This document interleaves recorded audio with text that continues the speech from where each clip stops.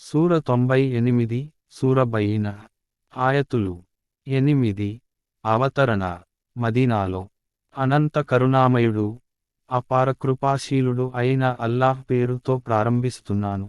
గ్రంథ ప్రజలలోని బహుదైవారాధకులలోని అవిశ్వాసులు తమ వద్దకు స్పష్టమైన ప్రమాణం వచ్చేవరకు తమ అవిశ్వాస వైఖరి నుండి వెనక్కి మరలరు. స్పష్టమైన ప్రమాణం అంటే అల్లాహ్ తరఫు నుండి ఒక ప్రవక్త వచ్చి సత్యమైన సవ్యమైన రచనలు గల పరిశుద్ధమైన సహీఫాలను చదివి వినిపించటం. పూర్వం గ్రంథం ఇవ్వబడిన ప్రజలలో చీలికలు ఏర్పడిరది వారి వద్దకు రుజుమార్గానికి సంబంధించిన స్పష్టమైన బోధ వచ్చిన తరువాతనే వారు అల్లాహ్కు దాస్యం చేయాలని పూర్తి ఏకాగ్రతతో తమ ధర్మాన్ని ఆయన కొరకే ప్రత్యేకించుకోవాలని నమాజ్ను స్థాపించాలని జకాత్ ఇస్తూ ఉండాలని మాత్రమే ఆదేశించటం జరిగింది. ఇదే ఎంతో సరియైన సవ్యమైన ధర్మం.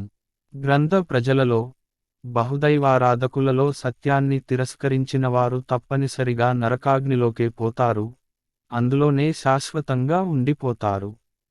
వారు సృష్టిలోకెల్లా పరమ నీచులు. కాని విశ్వసించి సత్కార్యాలు చేసేవారు నిస్సందేహంగా సృష్టిలో అత్యంత శ్రేష్ఠులు. వారికి వారి ప్రభువు వద్ద లభించే ప్రతిఫలం శాశ్వత నివాస స్థలాలైన స్వర్గవనాలు, వాటి క్రింద సెలయేళ్లు ప్రవహిస్తూ ఉంటాయి, వారు వాటిలో కలకాలం ఉంటారు. అల్లాహ్ వారి పట్ల ప్రసన్నుడయ్యాడు, వారు కూడా అల్లాహ్ పట్ల సంతృప్తి చెందారు. ఇది తన ప్రభువు పట్ల భయభక్తులు కలిగి ఉండే వ్యక్తికి లభించే మహాభాగ్యం.